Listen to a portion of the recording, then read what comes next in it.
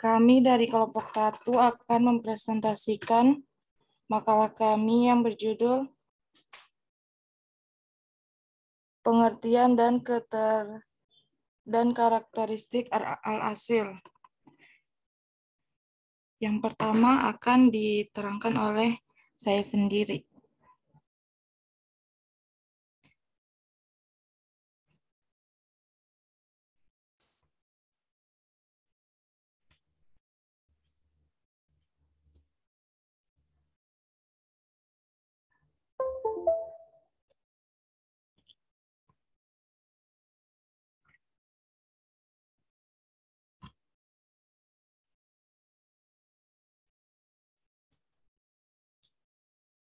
Baik, yang pertama pengertian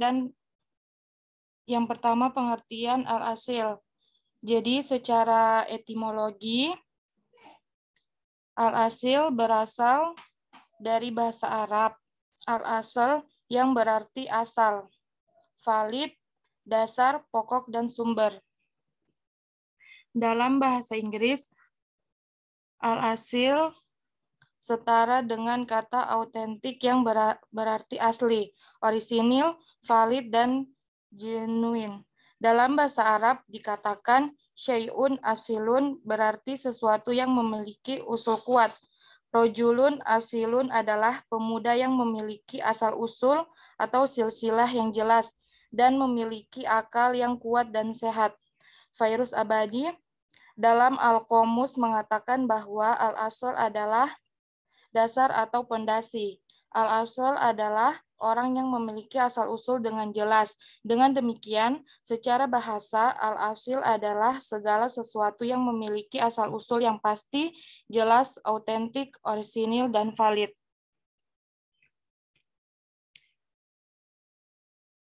Selanjutnya, secara terminologi, ahli ilmu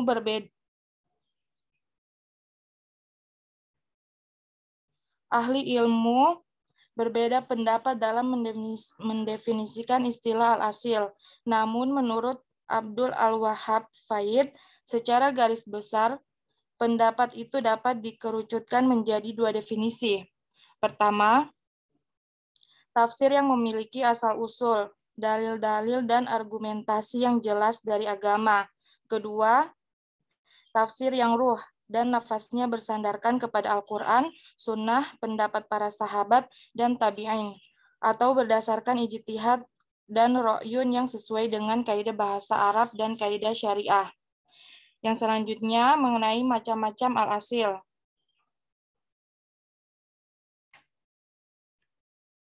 Dilihat dari sumber pengambilannya, tafsir dibagi menjadi dua, at-tafsir bi al-ma'sur dan at-tafsir bi al-ro'yi. Oleh sebab, al-asil merupakan metode penelitian tentang sumber pengambilan atau landasan dalam penafsiran. Maka al-asil dapat dibagi menjadi dua pula, yaitu al-asil fi al-ma'sur adalah penafsiran yang penukilannya atau periwayatannya mempunyai sanad yang sahih, dan yang kedua itu ada al-asil fi ar-ra'yi, yaitu penafsiran yang dihasilkan dari pemikiran yang benar dan ijtihad. Selanjutnya karakteristik al-asil fi al-ma'sur.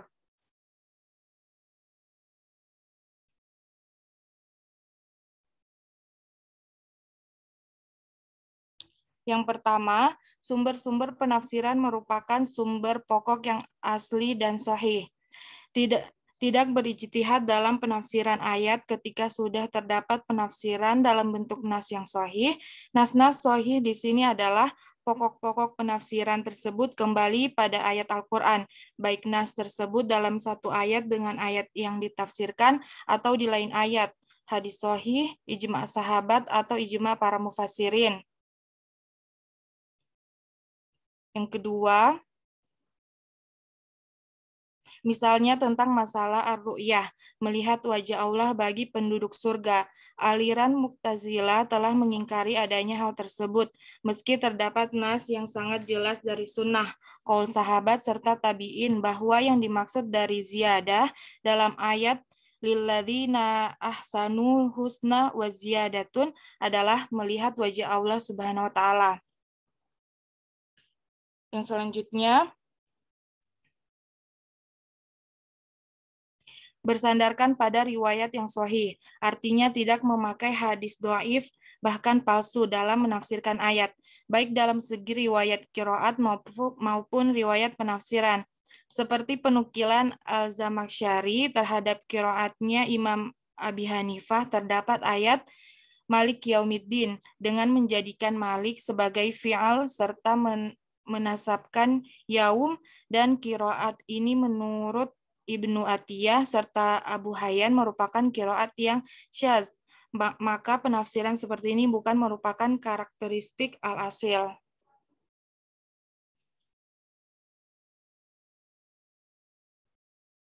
Yang selanjutnya akan disampaikan oleh saudari Khadijah Laila.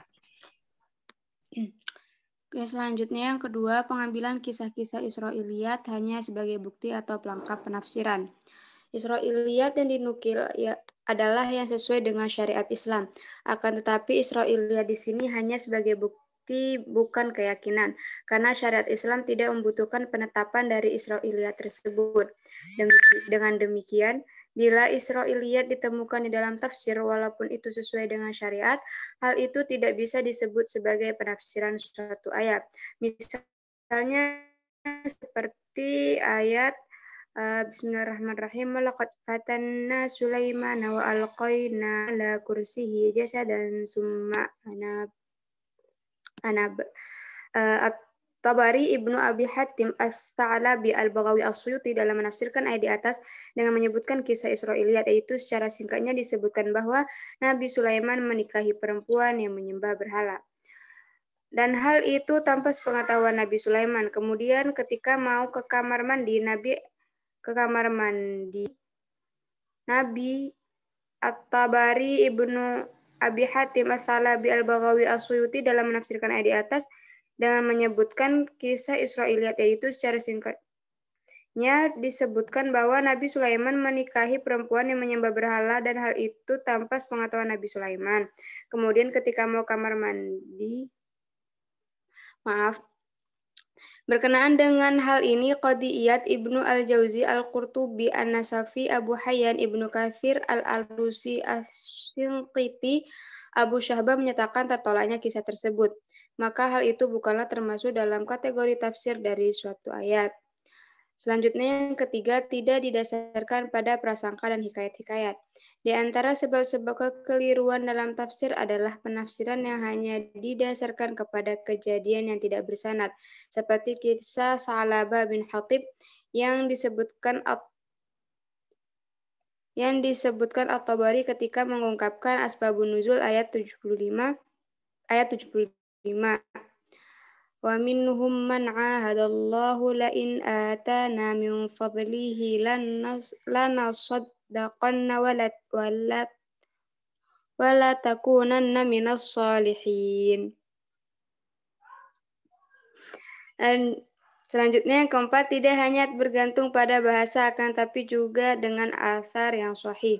Asar di sini adalah sesuatu yang telah ditetapkan dari nabi, sahabat atau salaf as-saleh setelahnya, seperti kritiknya Az-Zamakhsyari yang menyatakan salahnya qiraat Imam Hamzah yang mengerjakan lafaz wal arhamah pada ayat yang berbunyi wattaqullaha alladzi tasaaluna bihi wal arham, dengan alasan bahasa, yaitu dilarangnya mengatofkan isim zahir pada isim dhamir. Padahal kita tahu bahwa Imam Hamzah merupakan salah satu imam qiraat 7 yang secara periwayatan adalah mutawatir. Maka pendapat Az-Zamakhsyari dinyatakan ghairu sahih oleh Abu Hayyan dengan melihat yang berbunyi wasadda an sabilillahi wa kafrum bihi wal masjidil haram. Selanjutnya karakteristik al-asil fi ar-ra'yi yang akan dijelaskan oleh Miftah.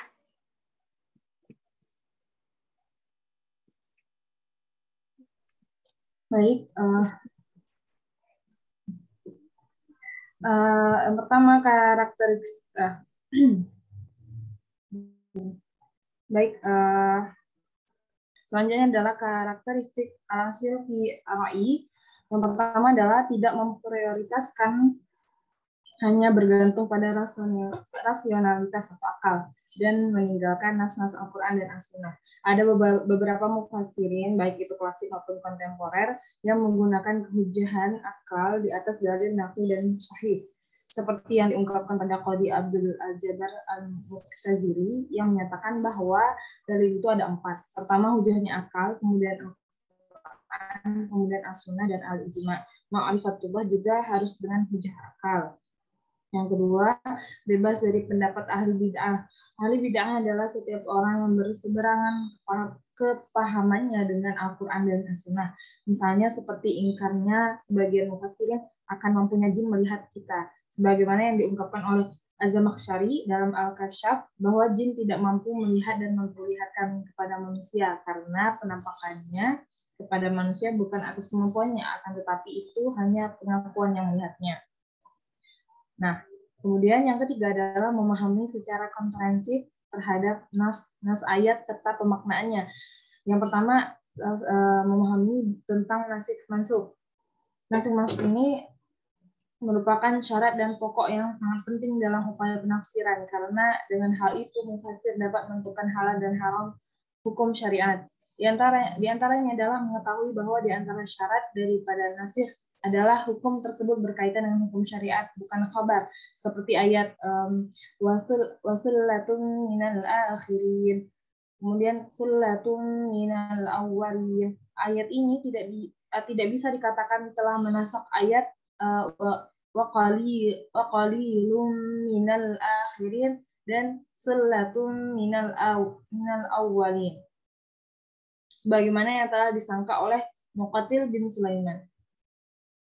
Kemudian yang kedua adalah dalam pengambilan makna suatu ayat disesuaikan dengan pokok yang dikehendaki ayat. Misalnya menafsirkan ayat dengan berpegang kepada takwilan yang salah, seperti penafsiran Syiah Rafidhah terhadap ihdinas siratal mustaqim yang dimaknai dengan Amirul Mukminin dengan pengetahuan imam. Kemudian yang ketiga adalah berpegang kepada nukilan kitab tafsir disertai ijtihad dan membedakan antara yang benar dan salah. Misalnya riwayat yang cacat atas kisah istri Nabi yang bernama Zainab binti Jahsy oleh Ibnu Jarir, Ibnu Abi Hatim dari riwayat Qatadah Abdurrahman bin Zaid bin Aslam. Riwayat itu mengisahkan bahwa ketika suatu hari Rasul berkunjung ke rumah Zaid bin Harisah, beliau tidak berjumpa dengannya. Kemudian Zainab keluar menemui Rasul, dan kemudian ketika Rasul melihatnya, maka beliau terkesima dan jatuh hati atas kecantikan dan seterusnya. Padahal bila dilihat dari siyak ayat bahwa Allah menegur Rasul atas ucapannya amsik alaika zaujaka kepada Zaid, setelah diberitahu Allah bahwa Zainab akan menjadi istrinya, karena Rasul takut bila dikata orang bahwa beliau telah menikahi istri anaknya. Korina ini menunjukkan bantahan bila ada suatu klaim bahwa Rasul ada hati dalam Zainab. Kisah ini diriwayatkan oleh Qatadah, Ali bin Husain dan lainnya. Nah, kemudian yang keempat adalah terbebasnya penafsiran dari fanatisme. Di antara fanatisme itu misalnya fanatisme madhab dan siasah. Fanatisme di sini baik dalam akidah, fikih ataupun siasah atau politik. Nah, tuntutan pembaharuan dan perkembangan zaman, seperti pemikiran pembaharu yang menyatakan bahwa kebahagiaan dunia akhirat cukup beriman kepada Allah dan hari kiamat tanpa beriman kepada Rasul. Buktinya kemajuan teknologi, kemakmuran, serta kemajuan sains menurutnya merupakan hasil dari pemikiran dan penafsiran. Yang terakhir adalah terpenuhinya syarat-syarat dalam penafsiran. Mampu ya diantaranya yaitu pertama mampu menerapkan kaidah tarjih. Di antara kaidah-kaidah itu adalah makna qiraat mutawatirah lebih unggul daripada qiraat yang syadz, dan bila hakikat syariat berbeda dengan hakikat bahasa maka didahulukan syariatnya. Yang kedua adalah tidak meninggalkan pendapat salaf as-salih. Begitu. Selesai, dikembalikan kepada moderator. Baik, sekian presentasi dari kami. Apakah ada yang ingin bertanya? Teman-teman kalian.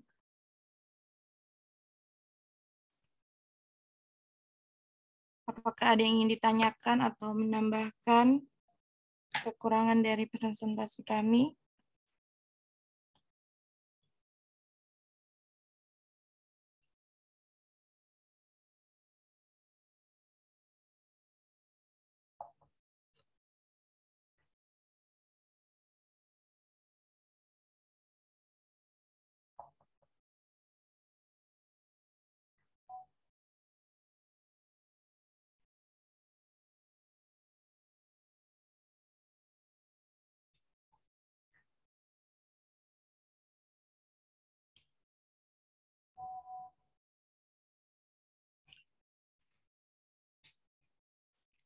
Baik, teman-teman, jika ada yang ingin ditanyakan, dipersilakan.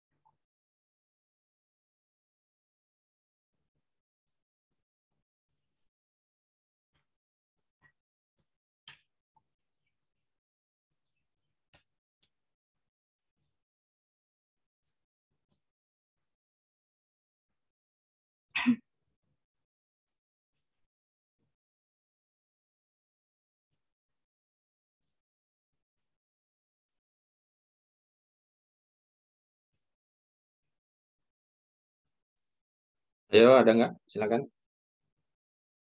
Silakan teman-teman yang ingin bertanya.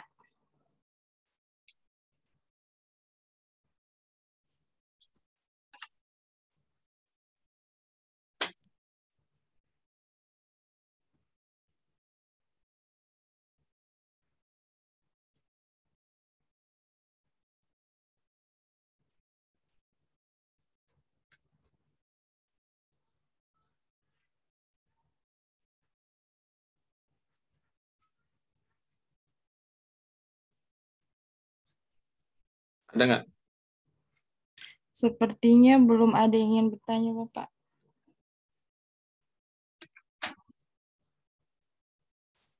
Baik.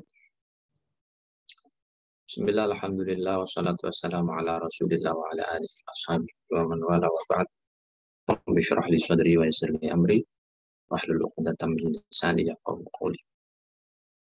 Kita lanjutkan diskusi mengenai al-asil tafsir yang tadi sudah dimulai oleh pemakalah.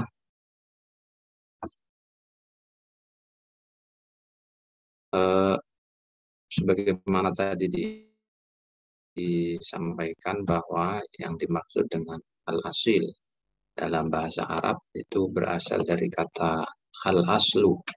Al-aslu ikut wazan fa'il, asil, fa'il, dari kata al-asl yang secara bahasa kalau kita lihat kamus, dalam kamus-kamus bahasa Arab itu antara lain maknanya adalah dasar, pokok, asal usul, valid, sumber, otoritatif, genuine kalau dalam bahasa Inggrisnya. Sehingga secara etimologi al-asil itu bisa kita definisikan sebagai sesuatu yang memiliki asal usul yang pasti dan jelas, otentik, orisinal, valid, dan otoritatif. Ini makna luwawi dari kata al-asil. Jadi kalau dikaitkan dengan al-asil fit tafsir berarti ya tafsir-tafsir yang punya sumber atau punya asal usul yang jelas, yang orisinil, yang valid, yang otoritatif. Itu makna lugawinya. Maka dalam bahasa Arab ada orang mengatakan misalnya rojulun asilun. Kalau ada orang ngomong begitu, maknanya berarti orang itu punya asal-usul yang jelas. Ya, nasabnya jelas, dari mananya jelas, ya, keturunan siapanya jelas. Itu namanya rojulun asilun. Atau ro'yun asilun, misalnya ada yang mengatakan begitu. Ro'yun asilun. Jadi ini adalah pendapat yang otoritatif, pendapat yang valid, ya, berdasarkan data, argumentasi yang kokoh, tidak asal ngomong dan tidak berasal dari kedustaan atau hoax. Ro'yun asilun. Itu contoh-contoh penggunaan, ya, kata asil yang biasanya sering digunakan oleh orang-orang Arab. Nah, penggunaan kata asil itu juga pada awalnya sering dipakai dalam disiplin ilmu bahasa, ya. Ilmu bahasa. Karena kalau kita belajar ilmu linguistik, terutama bahasa Arab, itu akan sering mendengar ungkapan al-kalimat al-asilah. Lalu lawan katanya adalah al-kalimat ad-dahilah. Al-kalimat al-asilah maknanya adalah kata yang berasal dari bahasa ibu kita. Misalnya kalau bahasa ibu kita Indonesia, berarti al-kalimat al-asilah itu adalah kata yang asli, ya, dari rahim Indonesia. Sementara kalau al-kalimat ad-dahilah, berarti itu kata-kata yang diimpor dari bahasa lain di luar bahasa ibu kita, ya. Misalnya diambil dari bahasa Belanda, diambil dari bahasa Inggris, diambil dari bahasa Arab, diambil dari bahasa Prancis, bahasa Yunani, dan seterusnya. Ya, hasil naturalisasi atau hasil impor dari bahasa asing dipaksakan masuk ke dalam bahasa asli kita, bahasa ibu kita, maka itu dalam kajian linguistik disebut dengan al-kalimat ad-dahilah, kalimat asing yang dimasukkan dalam bahasa percakapan kita sehari-hari. Nah, sebelum dilakukan proses penyerapan melalui Dewan Bahasa yang ada di Kemendikbud, di situ ada Dewan Bahasa yang bertugas untuk melakukan naturalisasi atau melakukan proses penyerapan bahasa asing ke dalam bahasa Indonesia. Sebelum ada peresmian dari pihak yang berwenang, maka kata-kata asing tersebut ya tetap asing. Ya. Karena itu cara penulisannya pun agar diketahui harus dengan teknik tertentu. Misal, kalau bahasa Arab ditransliterasi, lalu ditulis secara italik atau miring, ya kan? Biasanya nanti kalau Anda nulis skripsi kan begitu. Atau bahasa Inggris yang belum diserap, artinya belum melalui pengesahan dari Dewan Bahasa, maka harus ditulis italik. Prancis, Yunani, dan bahasa-bahasa yang lain. Karena apa? Karena itu bahasa asing yang diserap atau yang dipaksakan masuk ke dalam tulisan kita. Makanya disebut dengan al-kalimat ad-dahilah. Tapi kalau kalimat dahilah yang aslinya dari luar, kemudian nanti dirapatkan oleh para pakar di Dewan Bahasa, maka dia akan dilakukan penyesuaian-penyesuaian, termasuk penyesuaian penulisannya dan pengucapannya dan transliterasinya, agar sejalan dan seiring dengan lisannya orang Indonesia. Lalu di SK-kan, lalu masuk KBBI, maka dia sudah menjadi bahasa serapan yang resmi. Kalau serapan yang sudah resmi, maka cara penulisannya, pengucapannya juga sudah ternaturalisasi, artinya sudah sesuai dengan lisan kita. Contoh korupsi. Korupsi itu sudah diserap secara resmi dari bahasa Belanda, dari bahasa Inggris, corruption gitu ya. Kalau Anda nulis corruption, maka Anda harus tulis italik, miring. Cara spelling dan pembunyiannya juga harus sesuai dengan bahasa Inggrisnya. Tapi kalau Anda tulis korupsi, maka itu sudah menjadi bagian dari bahasa kita karena sudah diserap dan sudah diresmikan. Nah, kalau sudah diserap, sudah diresmikan, ya itu berarti tidak murni disebut sebagai al-kalimat ad-dahilah, tapi lambat laun akan menjadi al-kalimat al-asilah, kalimat yang otoritatif, yang otentik ya. Walaupun asal-usulnya tidak dari bahasa rahim ibu kita sendiri, tidak dari bahasa Indonesia. Nah, itu beberapa kajian dalam ilmu linguistik atau ilmu bahasa. Nah, dari ilmu bahasa ini kemudian nanti sebagian itu diadopsi masuk dalam disiplin ilmu tafsir. Nah, maka masuklah apa yang disebut dengan ilmu ad-dahil fit tafsir, al-asil fit tafsir ya.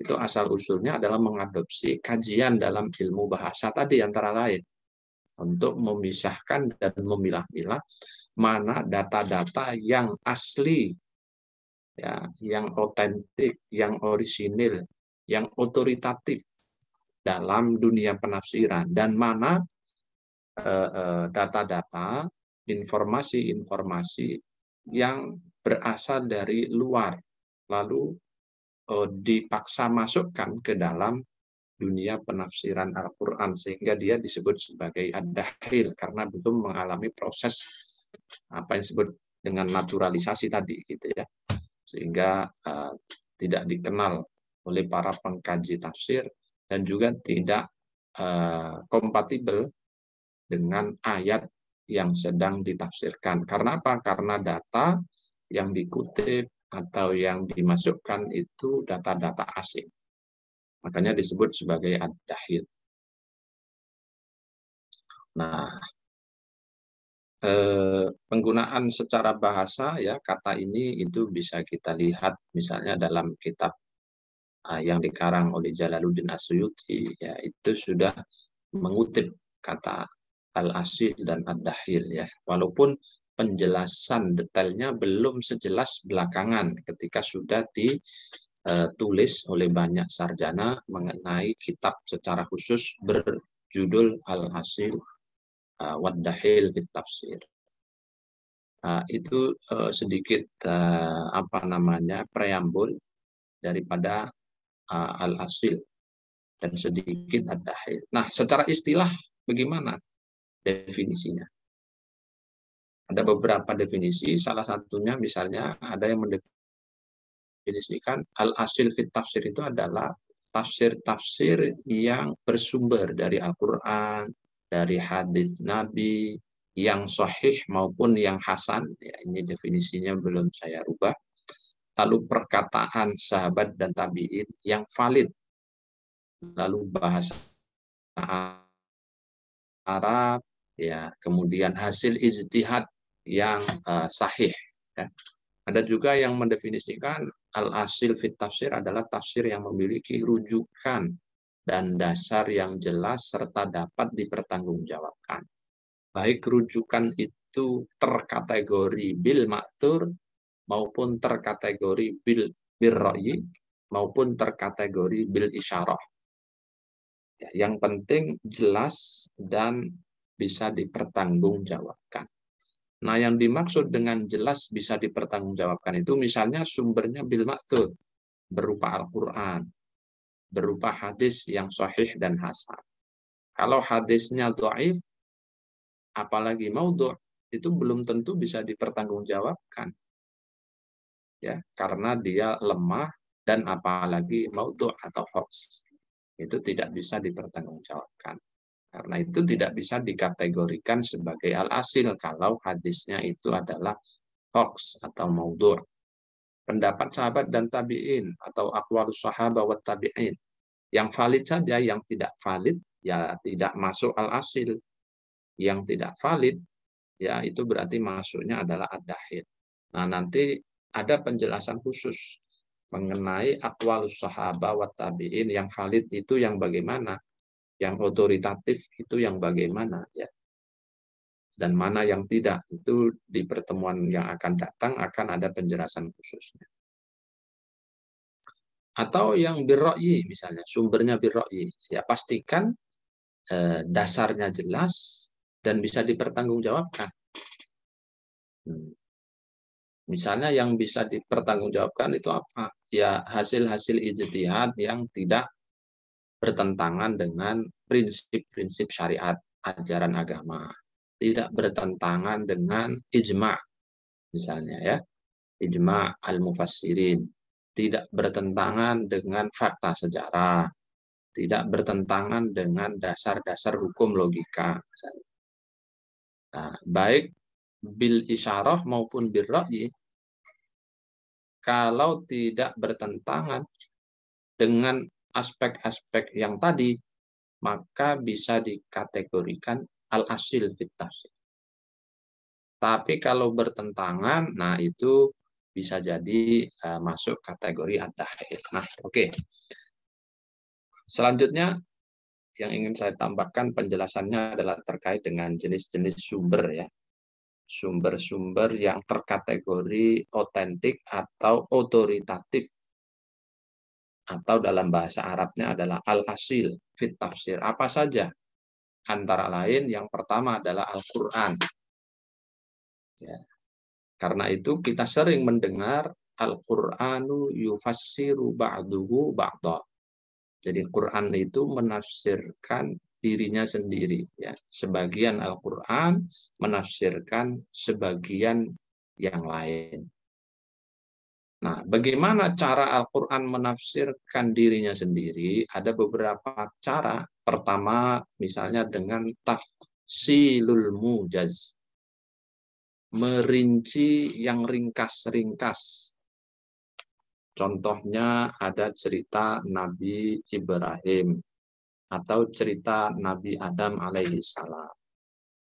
Di dalam Al-Kahf, kemudian dalam Al-Isra, ya, itu ceritanya mujaz. Mujaz itu ringkas, tidak detail.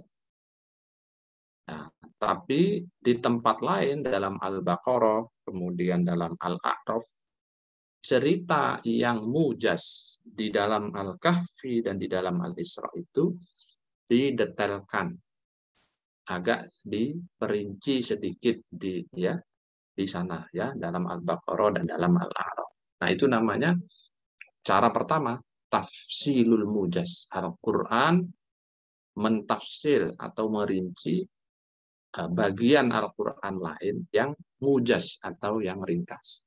Ya, contohnya tadi ceritanya Nabi Adam di Al-Kahfi ringkas, lalu di Al-Baqarah agak didetailkan ceritanya. Nah, berarti Al-Baqarah menafsirkan Al-Kahfi. Nah, atau Al-A'raf menafsirkan Al-Isra. Yang kedua, caranya adalah bayanul mujmal. Apa bayanul mujmal itu? Bayanul mujmal artinya menjelaskan yang belum jelas atau menjelaskan yang global. Menjelaskan yang global. Jadi ya contohnya misalnya adalah ada di dalam Al-Baqarah 187 itu yang bercerita tentang ayat puasa ya, rangkaian ayat puasa. Itu kan ada al-khaytul abyad dan ada al-khaytul aswad.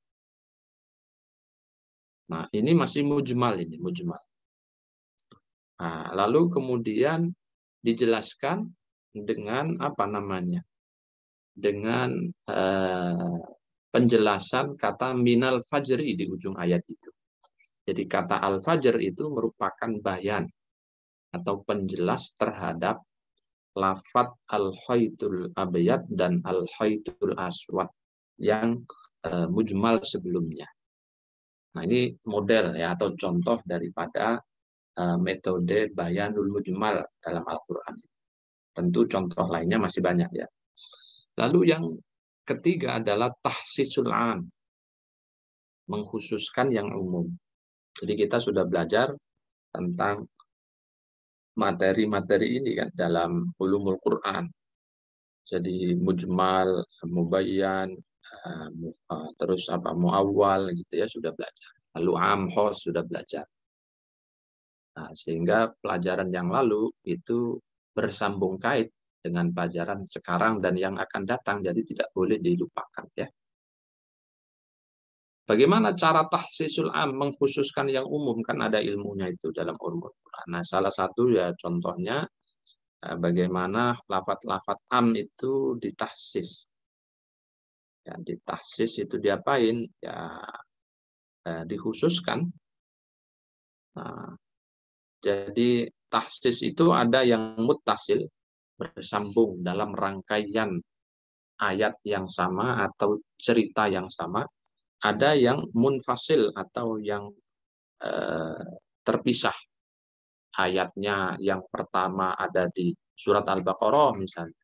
Kemudian tahsisnya nanti ada di surat yang lain dalam An-Nisa atau dalam Al-Maidah. Itu kan terpisah, jadi namanya munfasil.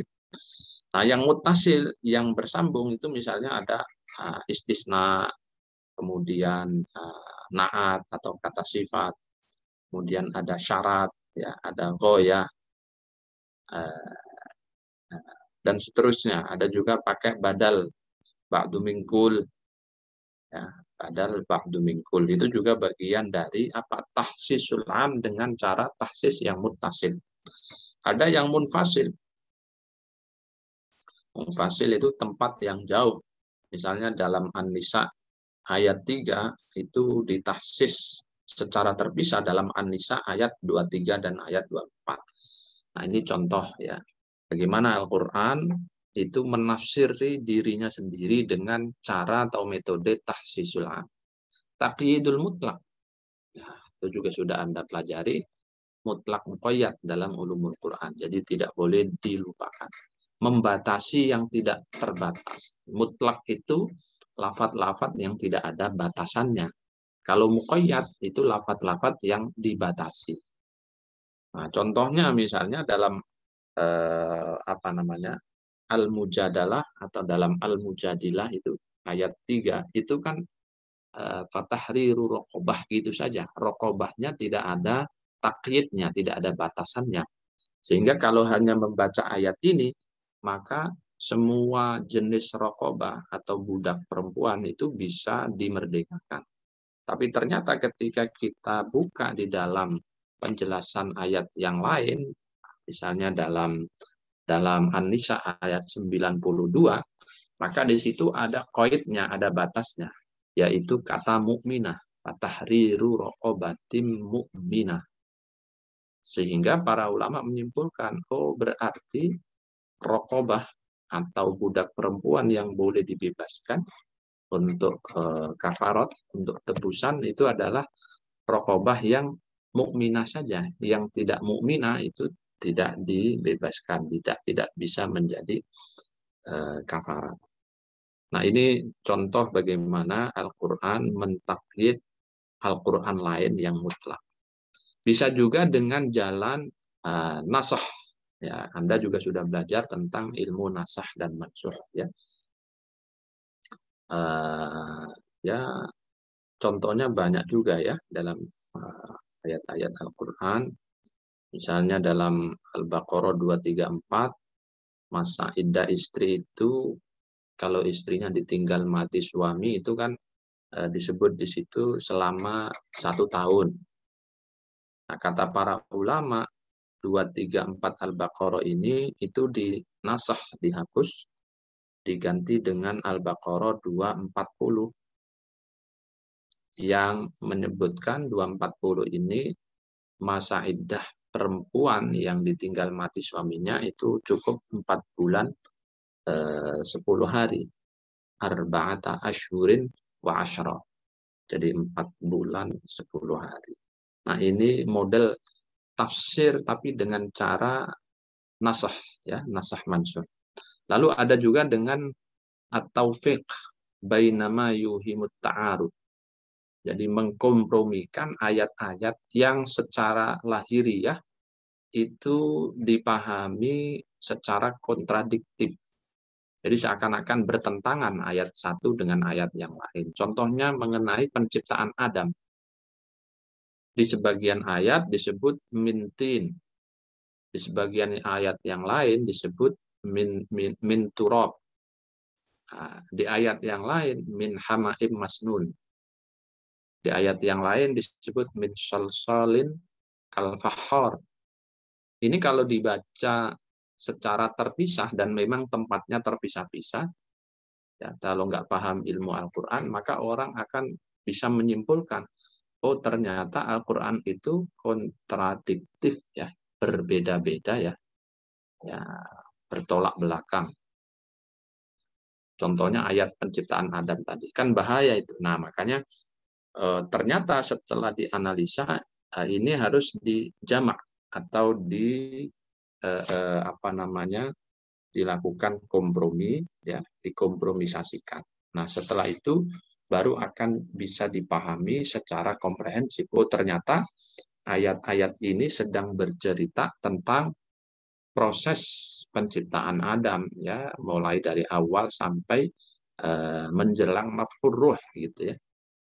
Jadi bukan berdiri sendiri-sendiri, walaupun tata letaknya berbeda-beda surat. Nah, ini al-jam'u bainal ayat al-muta'aridah zahiruha, gitu ya. Nah, inilah beberapa metode yang digunakan di dalam tafsirul Quran bil Quran. Jadi ada yang bertanya, loh Pak, yang dimaksud Al-Quran menafsiri dirinya sendiri itu apakah Al-Quran jalan sendiri gitu? Ya enggak, Al-Quran ini tidak bisa jalan, tidak bisa bicara. Jadi yang melakukan siapa? Ya tetap manusia, dalam hal ini mufassirnya. Itu berarti ada ro'yunya, ya tetap ada unsur pendapatnya di situ, ya. Pasti ada unsur birro'inya. Di mana unsur birro'inya? Ya pada saat tadi menyambung kaitkan satu ayat dengan ayat yang lain. Nah, karena itu apakah mesti tafsir Quran bil Quran itu lantas bisa dikategorikan al-asil? Belum tentu. Ya, walaupun kemungkinannya sangat besar, ya, dikategorikan al-asil atau sumber tafsir yang otoritatif. Tapi masih ada terbuka kemungkinan itu tidak al-asil. Saat kapan? Saat yang menyambung kaitkan tadi itu adalah mufassir yang kualifikasinya itu belum terpenuhi. Nah, makanya harus tetap dikaji secara mendalam, komprehensif, ya, tidak boleh serampangan juga. Ya, untungnya para sahabat dan tabi'in generasi-generasi masa lalu sebagiannya sudah mencoba untuk melakukan tafsir Al-Quran bil Quran. Bahkan Rasul juga sudah mengajarkan tata cara seperti ini, walaupun tidak semua, sebagian saja. Jadi misalnya kata zulm yang ditafsirkan dengan inna syirka la zulmun azim, itu kan Rasul yang menafsirkan. Berarti kata zulm dalam ayat apa itu, saya lupa ayat, itu ditafsirkan dengan ayat yang lain, inna syirka la zulmun azim. Jadi zulm dalam ayat itu maksudnya adalah zulm zalim yang akbar, yaitu berupa syirik kepada Allah. Siapa yang menyambung kaitkan dua ayat ini? Nabi. Nah, kalau Nabi yang menyambung kaitkan, ya kita tinggal menerima saja. Nah, itu salah satu bentuk tafsir Nabi. Tapi kalau orang belakangan, ya sekarang ini, lalu mencoba untuk tafsir Quran bil Quran, lalu beliau berijtihad sendiri misalnya. Nah, apakah lantas langsung diterima? dan dikategorikan sebagai tafsir yang asil atau yang otoritatif, ya belum tentu. Kita kaji dulu. Kalau orang belakangan ini hanya mengumpulkan dari hasil misalnya ijtihadnya para sahabat, para tabi'in, atau bahkan dari hadis Nabi seperti yang tadi saya sampaikan, nah, maka bisa diterima. Dia hanya mengumpulkan saja, bukan mengarang sendiri. Kalau ngarang sendiri itu yang baru kemudian dilakukan verifikasi secara kritis, ya. Oke, jadi Al-Quran itu menjadi salah satu sumber otoritatif, ya. Walaupun sekali lagi harus dibaca dan dipelajari kembali, ya, terutama karangan-karangan belakangan yang menyebut tafsirnya dengan katakanlah tafsirul Quran bil Quran. Itu perlu dikaji kembali. Jangan-jangan ada ijtihad yang kurang tepat dan lain sebagainya. Yang kedua, yang termasuk al-asil fit tafsir atau sumber data yang otoritatif dalam penafsiran Al-Quran itu adalah sunnah Nabi. Sunnah Nabi. Nah, sunnah Nabi itu kan macam-macam. Ada yang sahih, ada yang hasan, ada yang dhaif, ada yang maudhu'. Mana yang al-asil? Kalau yang al-asil sahih pasti masuk al-asil. Hasan masuk al-asil. Yang dhaif belum tentu. Harus ada penjelasan secara terperinci. Harus ada tafsilnya. Kalau maudhu' pasti dia masuk ad-dahil, karena maudhu' itu hoax, ya. Dia bukan hadis sebenarnya, tapi dinisbatkan kepada Nabi. Dia hoax, ya. Karena hoax, ya kategorinya adalah ad-dahil. Nah, nanti secara lebih detail ada pembahasan khusus mengenai sunnah Nabi atau hadits Nabi yang dijadikan sumber data penafsiran dalam kitab-kitab tafsir. Mana saja, bagaimana cara melihat dan mengkategorisasikannya. Nanti dalam pertemuan yang akan datang, insya Allah secara khusus akan ada pembahasan seperti ini secara khusus, ya. Nah, tapi intinya sunnah Nabi, ya, terutama yang sahih dan yang hasan, itu bisa kita kategorikan sebagai al-asil fit tafsir atau data yang otoritatif dalam penafsiran. Yang ketiga, ada aqwalus sahabah wa tabi'in, pendapat sahabat dan tabi'in. Pendapat sahabat dan tabi'in, ya, itu juga tidak semuanya harus dipilah-pilah. Karena dalam pendapat sahabat itu ada banyak ragamnya. Misalnya ada pendapat yang disepakati, yang mujma' alaihi. Ada pendapat yang diperselisihkan atau muhtalaf fihi. Ada pendapat-pendapat yang terkait dengan hal-hal yang tidak mungkin para sahabat dan tabi'in itu berijtihad di dalam masalah itu. Misalnya soal makiyah madaniyah, soal asbabun nuzul, itu sahabat tidak berani berijtihad dalam persoalan seperti itu. Persoalan berita-berita gaib, ya, hal-hal supra rasional itu biasanya sahabat tidak berani untuk berijtihad. Dia hanya meriwayatkan cerita dari Rasul, ya. Ada juga model pendapat-pendapat yang masuk wilayah ijtihadi dan sahabat tabi'in berijtihad di situ, terutama misalnya pada aspek-aspek fikih. Nah, ini dipilah-pilah, ya, mana yang masuk al-asil, mana yang masuk ad-dahil, beda-beda, ya. Kalau yang disepakati itu otomatis masuk al-asil. Kalau yang mukhtalaf fihi belum tentu. Ya, belum tentu. Nanti kita lihat, ya, detailnya di pembahasan di pertemuan yang akan datang, ada khusus aqwalus sahabah wa tabi'in. Kalau pendapat terkait dengan persoalan yang la majala lirra'yi fihi, apakah ini masuk al-asil atau tidak, kita lihat nanti riwayatnya. Tapi kalau matan atau substansi dari riwayat tersebut, seyogjanya masuk al-asil, ya, karena ini tidak dalam ranah ijtihadi. Nah, tetapi kita cek dulu nanti kualitas perawi-perawinya, ya. Apakah betul sahabat ini mengatakan demikian atau tidak. Nah, jadi seperti itulah aqwalus sahabah wa tabi'in, gambaran umumnya, ya nanti detailnya akan dibahas di belakang. Kemudian bahasa Arab itu juga sumber otentik, itu juga al-hasil fit tafsir. Nah, di antaranya misalnya berupa syair-syair, berupa puisi-puisi, prosa, surat menyurat yang dilakukan oleh Nabi, dilakukan oleh para sahabat, itu juga bisa menjadi sumber yang terkategori otentik. Kalau sumber ini dinukil dan dimasukkan dalam kitab tafsir. Misalnya Anda baca kitab tafsir, lalu dalam kitab tafsir itu menghadirkan syair-syair Arab. Ya, kalau syairnya sahih, cara penempatannya sesuai, seiring sejalan dengan pembahasan ayat, nah bisa jadi ini adalah data yang otentik, data yang otoritatif, atau dalam bahasa Arabnya adalah al-asil fit tafsir.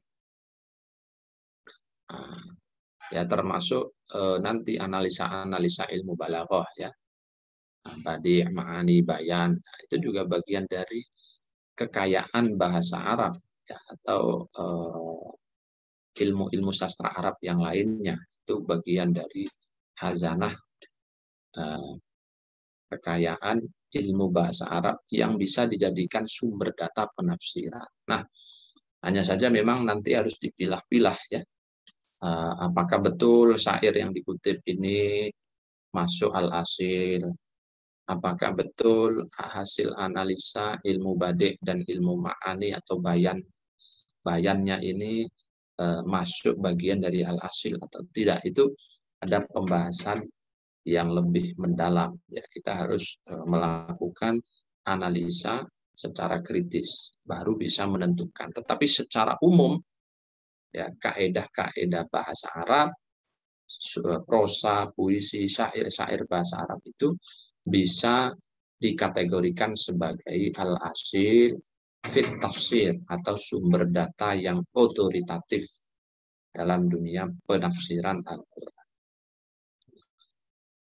Yang kelima itu ada ijtihad, atau bahasa yang lain ada ra'yun, bahasa yang lain bisa rasio, ya, akal.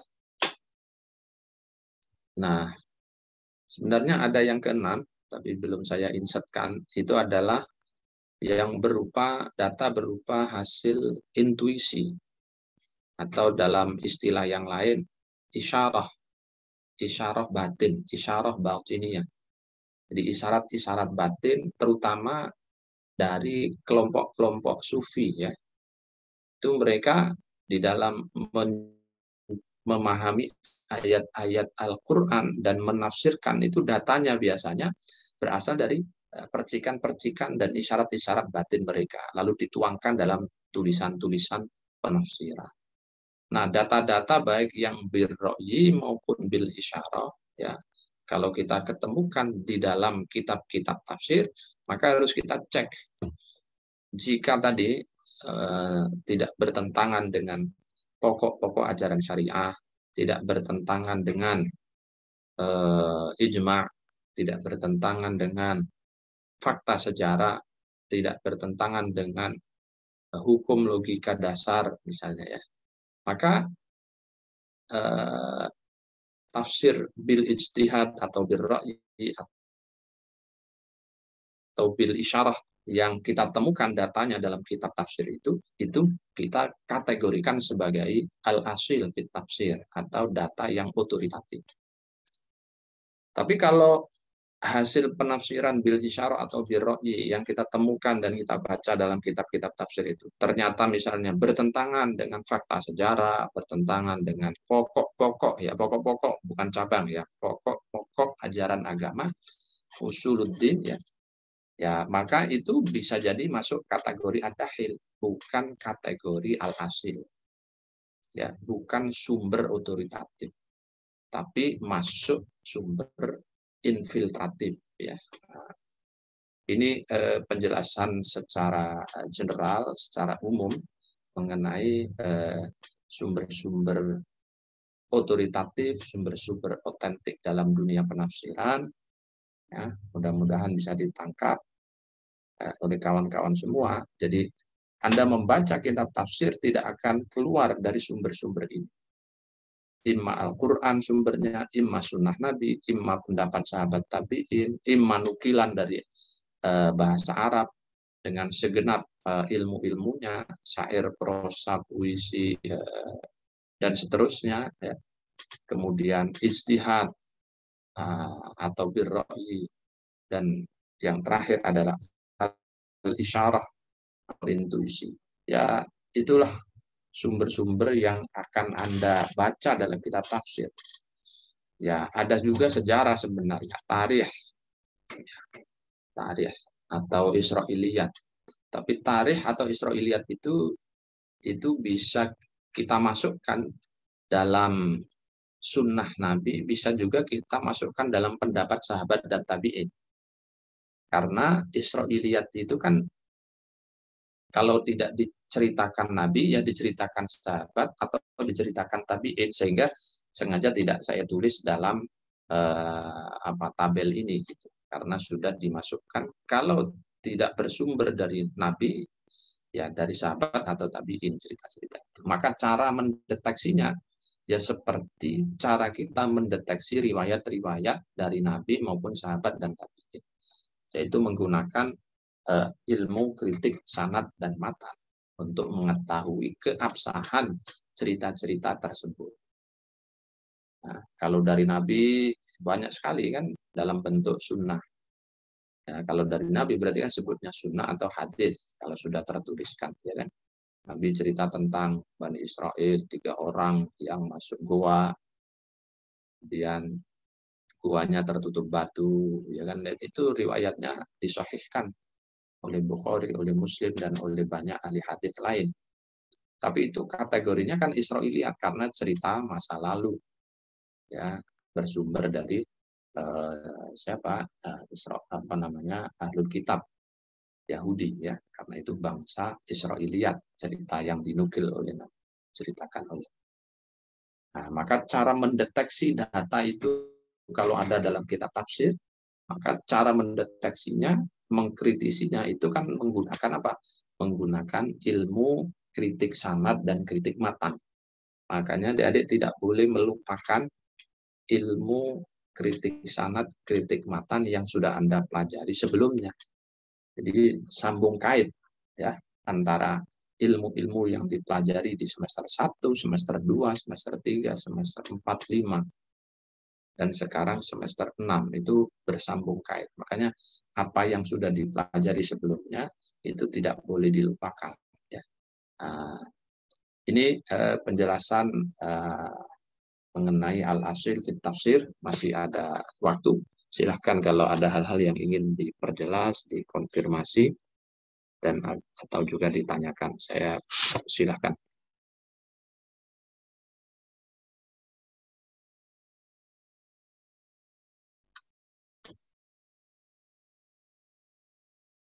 Yuk. Masa nggak ada yang tanya?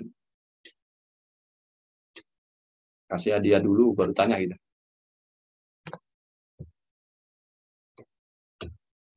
Ya.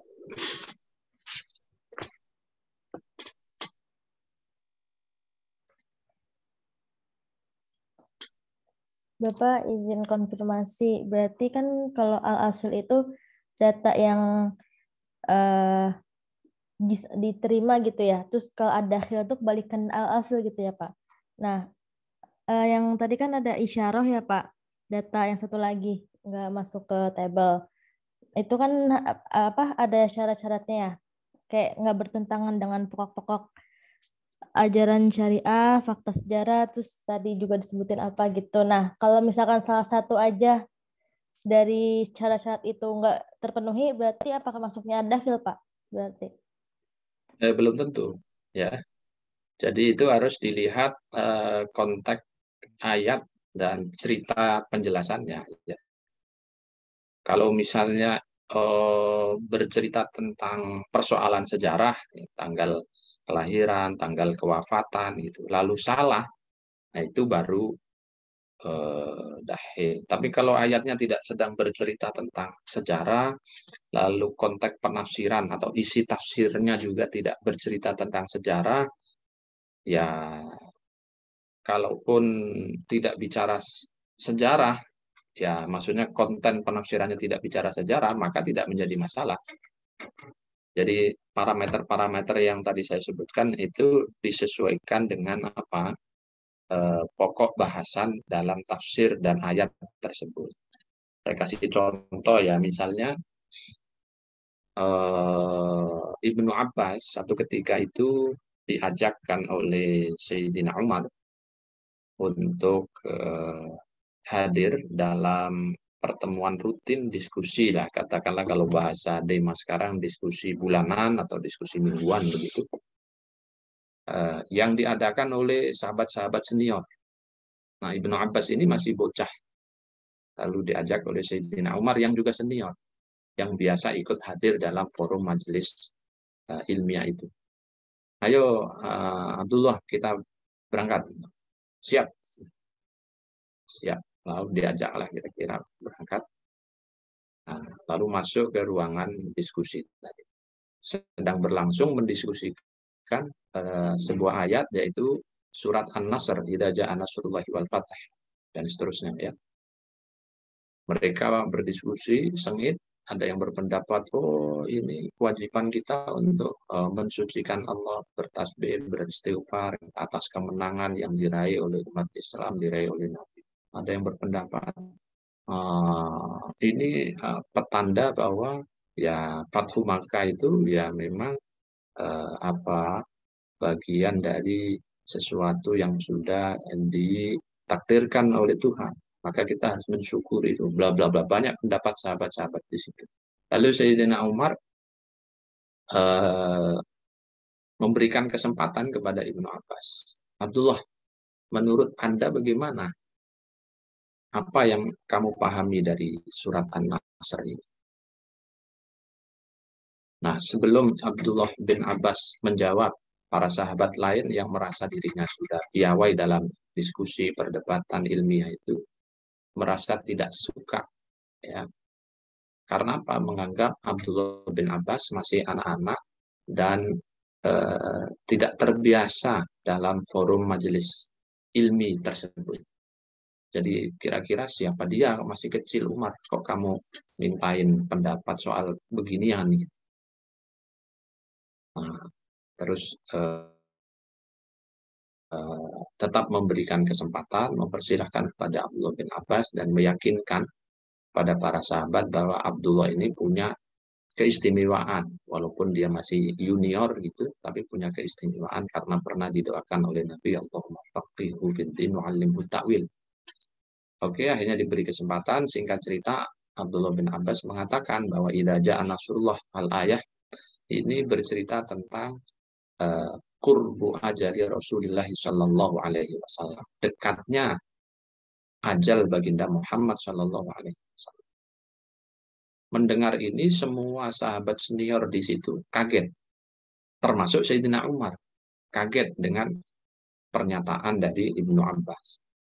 Lalu Sayyidina Umar penasaran, tanya kembali, Abdullah, saya baru pertama ini mendengar penjelasan Anda seperti ini. Apa maksud Anda? Dari mana sumbernya? Nah, ini diverifikasi ya. Jadi lalu disebutkanlah oleh Ibnu Abbas. Jadi kalau semua umat sudah berbondong-bondong lalu Fathu Makkah, ya Makkah sudah dikuasai oleh Nabi Muhammad, dikuasai kembali oleh umat Islam, lalu banyak yang masuk Islam, berarti kan tugas Nabi sudah selesai. Kalau tugas Nabi tablighur risalah sudah selesai, dibuktikan dengan Mekah sudah bisa dikuasai dan banyak umat yang berbondong-bondong masuk Islam. Mau ngapain lagi Rasul? Nggak ada pilihan lain, berarti ajalnya sudah dekat. Beliau akan meninggal dunia, kan begitu. Mendengar penjelasan ini semua terdiam, termasuk Umar. Masuk akal penjelasan dia. Iya juga ya, kalau sudah selesai tugas, ngapain lagi? Berarti ya ajal menjemput, ya, dia harus kembali kepada Allah. Lalu ditambah oleh Ibnu Abbas, ya, karena tadi ditanya oleh Umar dasarnya apa, Ibnu Abbas mengatakan, saya ini diajari oleh Rasulullah, dikasih tahu oleh baginda Rasul Muhammad SAW. Jadi tidak asal ngomong. Gitu. Jadi Rasul itu mengajari Ibnu Abbas bahwa tugas baginda Rasul itu kan tablighur risalah, menyampaikan risalah ke Tuhan. Ya kalau udah selesai tablignya, umat sudah menerima, ya berarti selesailah tugas beliau. Kalau selesai tugas beliau, ya berarti harus dia kembali kepada Allah, wafat. Nah ini tafsirnya tafsir masuk kategori tafsir isyari. Ya, tafsirnya masuk kategori tafsir isyari. Nah pertanyaannya, karena kita ini sedang mengkritisi tafsir, ya mengkategorisasikan apakah kaulnya Ibnu Abbas. Ini kan kaulnya Ibnu Abbas ya, pendapatnya Ibnu Abbas. Ini asil atau dahil? Apakah kaul beliau ini otoritatif dan valid ataukah infiltratif, dahil? Nah, baru dianalisa. Cara menganalisanya ya kita lihat apakah bertentangan dengan usul syariah, pokok-pokok ajaran agama. Setelah diteliti ternyata kan tidak ada yang ditentang di situ. Apa yang disampaikan Ibnu Abbas benar. Kalau risalahnya sudah selesai disampaikan, umat menerima, banyak masuk Islam, berarti ajalnya akan segera tiba, sudah dekat. Tidak ada yang bertentangan di situ. Nah, kemudian yang kedua, apakah masuk akal? Makul. Ya, penjelasan Ibnu Abbas, argumentasi Ibnu Abbas bisa diterima akal dan buktinya sahabat manggut-manggut ya, menganggukkan kepala. Tanda persetujuan dan pemahaman mereka atas argumen itu. Nah, karena tidak ada yang bertentangan dengan usul syariah, pokok-pokok ajaran syariat agama kita, juga tidak bertentangan dengan logika dasar, ya maka ini tafsir isyari yang dikaulkan atau yang dipendapatkan oleh Ibnu Abbas itu masuk al-asil fit tafsir. Data ini adalah otoritatif. Gitu. Lupa, itu kan tidak ada bicara tentang sejarah. Tadi kata Bapak harus tidak bertentangan dengan sejarah. Ayatnya kan tidak bicara tentang sejarah. Ya, ayatnya kan idza jaa nasrullahi wal fath wa ra'aitan nasa yadkhuluna fi dinillahi afwaja dan seterusnya. Tidak berbicara tentang sejarah, dan Ibnu Abbas juga tidak bicara tentang tanggal tahun, di situ tidak bicara tentang sejarah, sehingga ya di skip ya soal indikator sejarah karena pembahasannya bukan sedang bicara tentang sejarah. Nah kira-kira begitu ya cara menganalisa nanti apakah ini hasil ataukah dahil ya dalam detail-detail data penafsiran. Itu contoh ya. Lupa kenapa kok dikategorikan tafsir bil isyarah. Padahal itu kaulnya sahabat. Dalam hal ini Abdullah bin Abbas. Nah, dikatakan dan dikategorikan masuk bil isyarah karena apa yang dikaulkan atau yang dikatakan oleh Ibnu Abbas itu, kalau Anda perhatikan, itu kan tidak ada sangkut pautnya dengan rentetan ayat idza jaa nasrullahi wal fath. Di situ tidak ada satu lafaz pun yang berbicara tentang ajalnya Nabi dalam surat An-Nasr itu.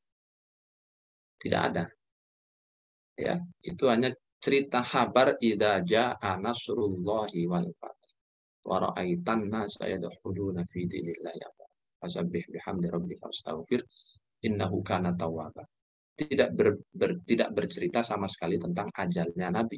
Loh, kok Ibnu Abbas bisa menyimpulkan pendapatnya ini adalah tanda dari dekatnya ajal Nabi Muhammad SAW. Nah, karena ayatnya tidak bicara tentang ajal, lalu tapi kesimpulan dan kaulnya Ibnu Abbas ketika memahami ayat ini, dia katakan sebagai tanda ajalnya Nabi. Nah, maka kaulnya Ibnu Abbas ini kategorinya adalah tafsir isyari. Jadi isyarat dari ayat bukan tafsir lafadz dari ayat. Nah, makanya dikategorikan isyari, ya kan? Nah, karena kita sedang mengkritisi data penafsirannya, apakah asil atau dahil, maka kita lihat. Nah, parameternya tadi antara lain sudah saya sebutkan. Nah, kesimpulannya karena memenuhi standar-standar yang tadi saya sampaikan, kesimpulannya ini data penafsiran yang kita nukil dari Ibnu Abbas ini masuk data yang otoritatif atau data yang valid. Gitu. Nah, kira-kira begitu nanti cara operasionalisasi kerja di lapangan ketika Anda menganalisa data-data tafsir di dalam ayat-ayat Al-Quran atau dalam kitab tafsir maksudnya. Ya.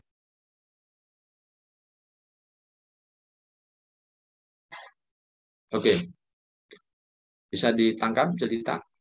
Ya, insya Allah bisa Pak. Jelimet nggak? Enggak kan? Enggak. Pak, satu lagi tadi sumber tafsir yang Al-Quran itu caranya ada yang saya baca kalau nggak salah ada tentang qiraat. Itu boleh caranya ada yang melalui bisa qiraat gitu. Itu Bapak bisa tolong kasih contohnya nggak? Iya, jadi qiraat itu sebagaimana sudah Anda pelajari juga qiraat 1, qiraat 2, qiraat 3, ya ada kita kenal qiraat mutawatirah, qiraat ahad, qiraat syaddah dan seterusnya. Qiraat itu kan salah satu gunanya, salah satu di antara yang lain banyak sekali. Salah satu gunanya kan membantu untuk proses nafsiri Al-Qur'an. Ya kan? Makanya qiraat itu menjadi salah satu metode tafsirul Quran bil Quran. Karena hakikatnya adalah qiraat yang satu dengan qiraat yang lain, apalagi kalau itu sama-sama sahih, itu dua-duanya adalah Al-Quran. Makanya metode yang salah satu metode tafsirul Quran bil Quran adalah tafsirul qiraah bil qiraah al-ukhra.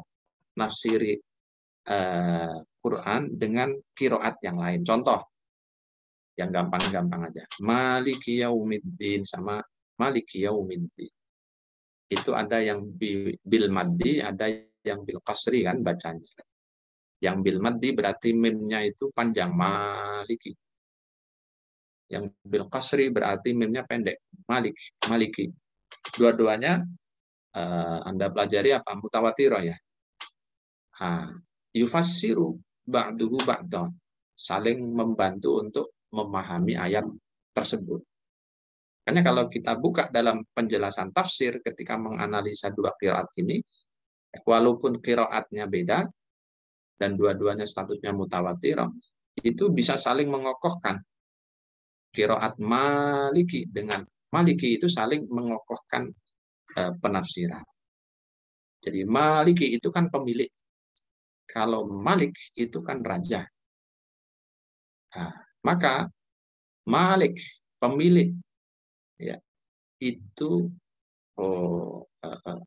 belum tentu raja, tapi kalau raja itu pasti pemilik juga, ya kan? Kita nggak raja, tapi bisa memiliki sesuatu, ya kan? Nah, dua pemaknaan berdasarkan dua qiraat ini itu saling mengokohkan. Nah, gitu itu namanya qiraat nafsiri dengan qiraat yang lain. Jadi Malik ditafsirkan dengan Malik atau Malik itu menafsirkan Malik. Nah, itu contoh ya, contoh kalau qiraat sama-sama mutawatirahnya ya. Sama-sama mutawatirahnya. Jadi saling mengokohkan. Makanya kalau dalam penjelasan kitab-kitab tafsir setelah diuraikan qiraat pertama, qiraat kedua, ya kan baru dijelaskan. Penjelasannya seperti yang tadi saya kutipkan. Jadi ketika dibaca panjang berarti itu pemilik, berarti Allah lah pemilik hari akhir. Kalau dibaca pendek, Malik, Allah lah yang merajai hari akhir. Raja itu pasti memiliki, tapi pemilik itu tidak harus raja. Kendati pun demikian, karena qiraatnya ini dua-duanya datang dan dihukumi sebagai qiraat mutawatirah, walaupun makna qiraatnya berbeda, tapi saling menguatkan satu sama lain. Nah, nanti ada juga ini qiraatnya mutawatirah, lalu ada qiraat syaddah. Kadang-kadang qiraat syaddah ini bisa dipakai untuk membantu penafsiran. Nah, itu sedikit penjelasan mengenai qiraat tafsir Quran bil Quran, tapi melalui metode qiraat. Detailnya, contoh-contohnya nanti Anda pelajari sendiri ya. Kalau mau baca disertasi yang ditulis oleh Ibu Romlah, itu ada contoh-contohnya banyak sekali. Beliau studi mengenai qiraat syaddah dalam tafsir Al-Bahrul Al-Muhit. Al-Bahrul Muhit karangannya Abu Hayyan. Jadi qiraat syaddah di situ. Nah, di situ dijelaskan berbagai contoh mengenai qiraat syaddah yang digunakan oleh Abu Hayyan dalam membantu menafsirkan ayat-ayat Al-Quran. Oke? Iya, Pak. Terima kasih, Pak. Baik. Yang lain masih ada? Ini gambarnya nggak kelihatan semua, hitam semua. Sinyalnya pada ini ya, nggak kuat ya, angkat gambar.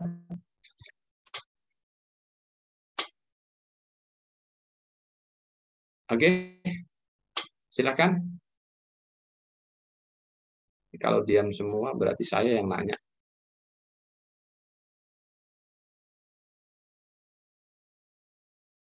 Muniroh, ada nggak Muniroh? Halo, Muniroh.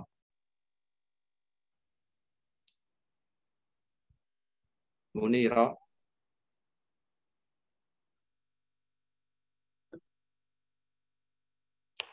Halo.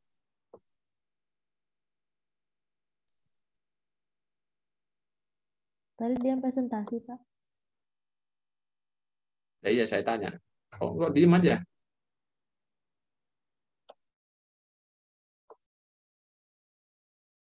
Nadra. Ya, Bapak. Itu apa gambar apa itu? Angry Bird ya? Harusnya Smile Bird gitu ya. Coba Anda jelaskan. Apa itu al-asil?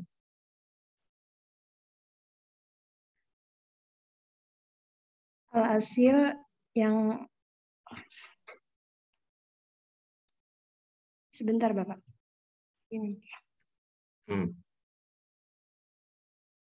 Kamu nyatet nggak? Nyatet tapi sedikit. Cuma sedikit, Bapak, nyatetnya. Ini di rumah apa di pesantren?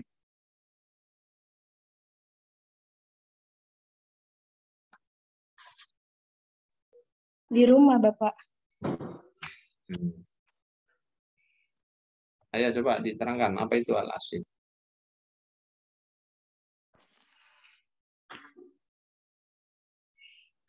Alhasil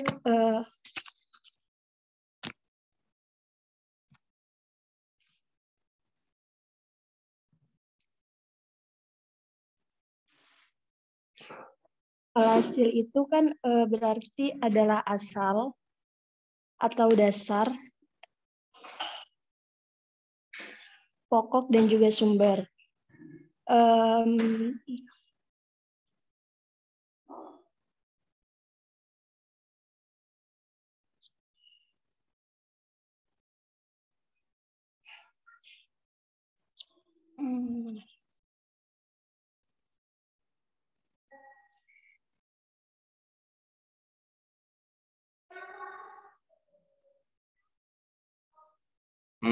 Jadi kalau asal di dalam Al-Quran itu, kalau asal berarti adalah dalil-dalil yang berargumentasinya, dalil-dalil yang jelas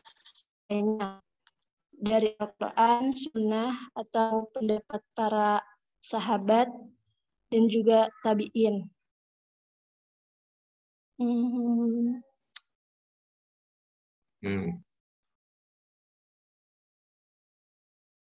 Oke, cukup. Makasih. Sekarang Mawaddah. Mawaddah.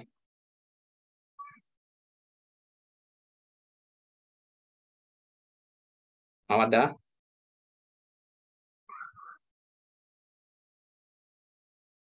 Halo.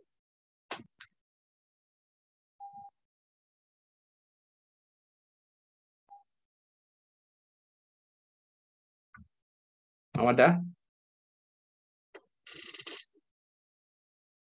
Kenapa tidak menjawab? Walaupun satu kalimat. Latifah. Latifah. Hadirah, Bapak. Baik, pertanyaan saya, apakah semua hadis Nabi ya itu bisa dikategorikan sebagai al-asil fit tafsir?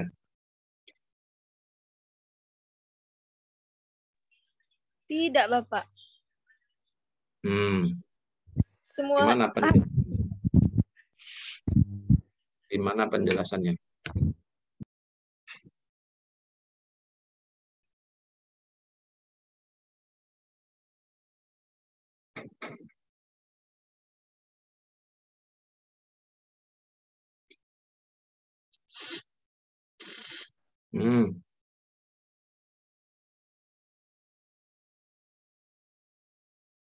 Jadi tidak semua ya, tidak semua hadis Nabi bisa dikategorikan al-asil fit tafsir ya.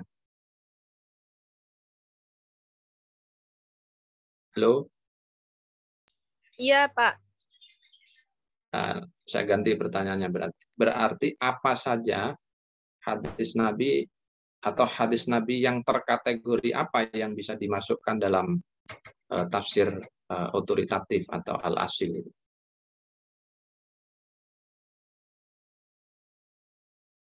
Hadis yang berstatus apa? Sahih, Bapak. Sahih. Sahih saja atau ada yang lain? Sama Hasan, Pak. Hasan, itu, Pak. Hasan. Sahih dan Hasan, ya. Kamu di pesantren atau di mana ini? Di rumah, Pak. Pindah ke pesantren. Kosong tuh kamarnya itu.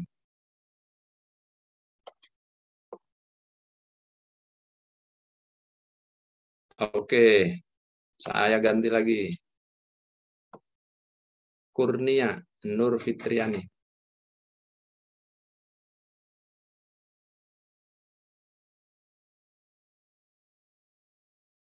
Halo, Kurnia.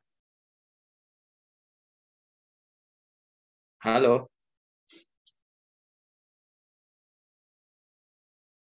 Cek sound.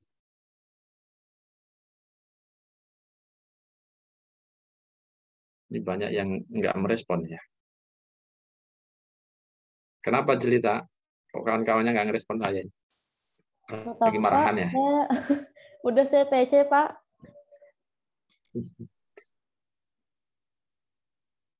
Oke. Kalau nggak ngerespon, saya ganti lagi dah. Siap-siap yang lain ya. Ini kalau ditanya, ya. Coba Mas Rifa.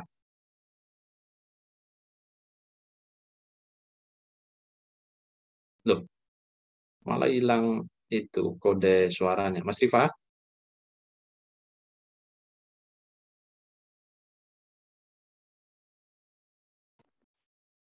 13 nanti kita ini loh apa jabarin gitu pasal-pasalnya gitu.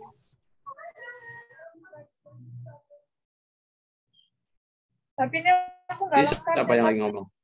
Ada beberapa di awal aku nggak nyampe. Astri. Ayo Neng aja lah, Neng. Itu Neng Astri, Pak. Maaf Pak, tadi keluar terus tiba-tiba masuk lagi gitu Pak. Terus teman saya lagi ngomong gitu Pak ceritanya. Sudah, sekalian saya tanya. Apa pertanyaan? Oke, Neng, coba dijelaskan apa namanya indikator-indikator dari tadi tafsir bil ra'yi, tafsir bil isyarah yang masuk kategori al-asil. Apa saja indikatornya?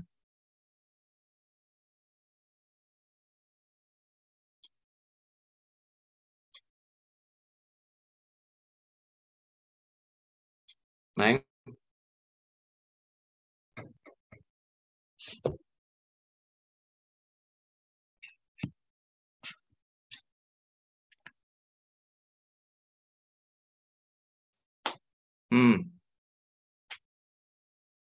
Neng? Terdulu Pak, terdulu. Loh, saya tadi udah jelasin pelan. Ayo. Apa saja indikatornya? 1.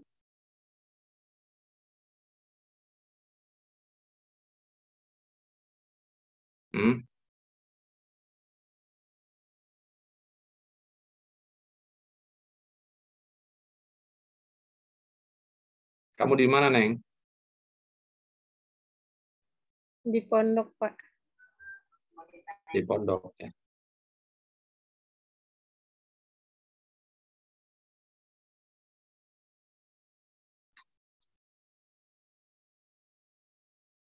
Oke, siapa yang bisa menjelaskan?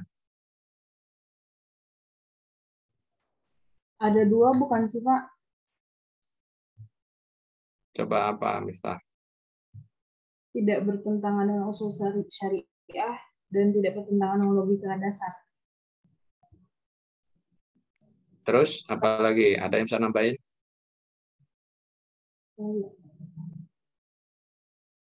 Nampak. Apa saja, Kaisa? Ini saya lihat pada matanya doang yang kelihatan ya, sama jilbabnya ya. Al-Quran, As-Sunnah,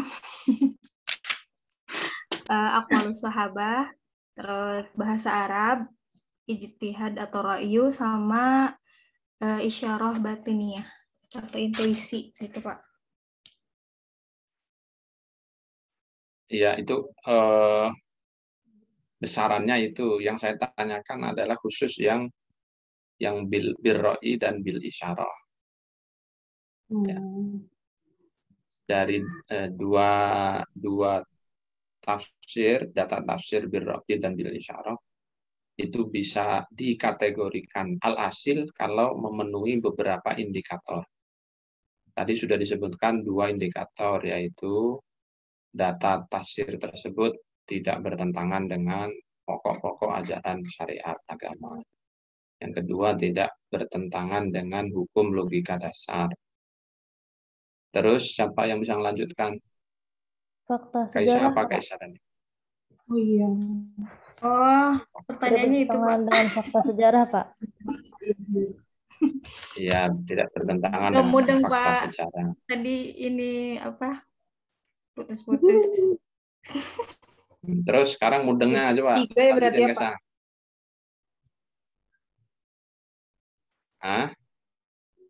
Apa lanjutannya? Baru 3, apalagi? Apalagi ya Pak? Dengarnya cuma itu tadi Pak. Ya. Penafsiran dalam kategori mazmumah itu kan Pak, yang itu ya Pak tadi pertanyaan gitu kan Pak? Mau tanya lagi. Saya nyetetnya cuma 3 itu Pak tadi Pak. Pak, ijma tidak bertentangan dengan ijma. Kalau mau ditambah lagi yang kelima, mufassirnya tidak mengklaim bahwa hasil tafsirannya itulah yang paling benar. Nah, kalau dia ngeklaim ini paling benar, tidak boleh itu. Tafsir itu ijtihadi, jadi nggak boleh mengklaim yang paling benar. Kalau ada yang klaim paling benar, itu sudah indikator kuat bahwa justru hasil tafsirannya tidak asil, tidak otoritatif. Masih banyak lagi ya, itu beberapa.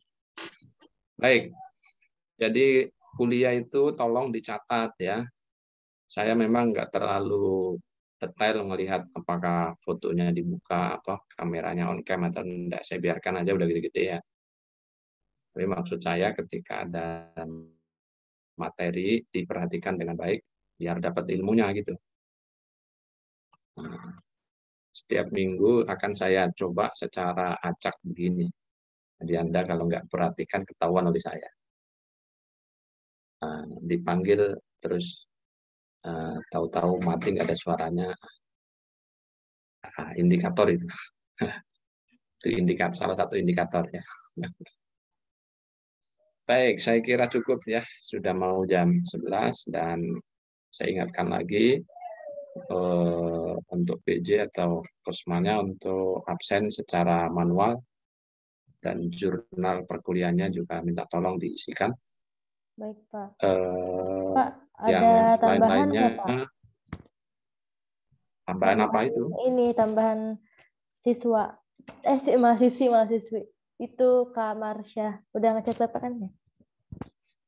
Ya, masukkan aja ditulis manual di bawah ya. Iya, Pak. Terus sama Nahdia, dia itu Pak masuk ke semester 4. Nahdia di semester 4. Iya, kenapa itu?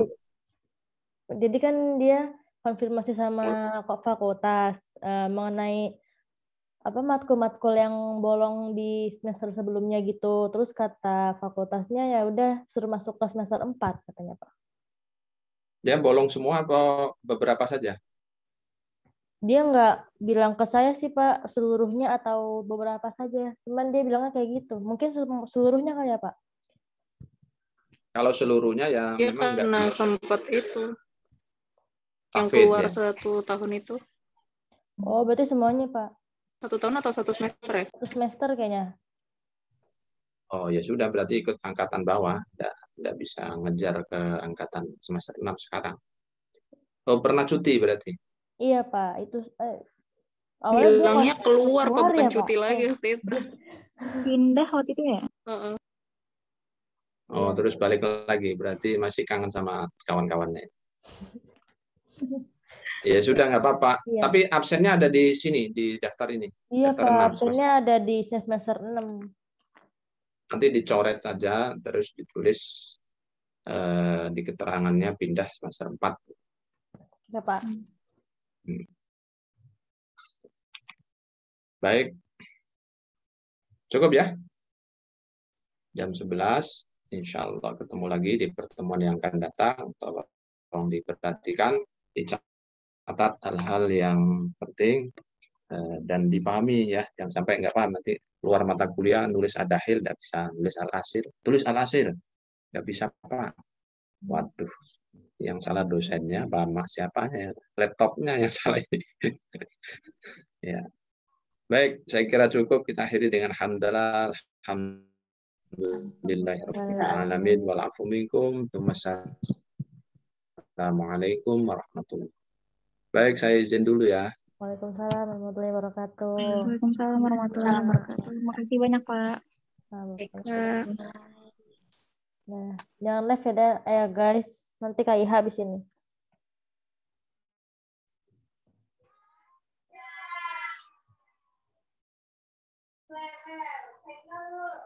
Aduh.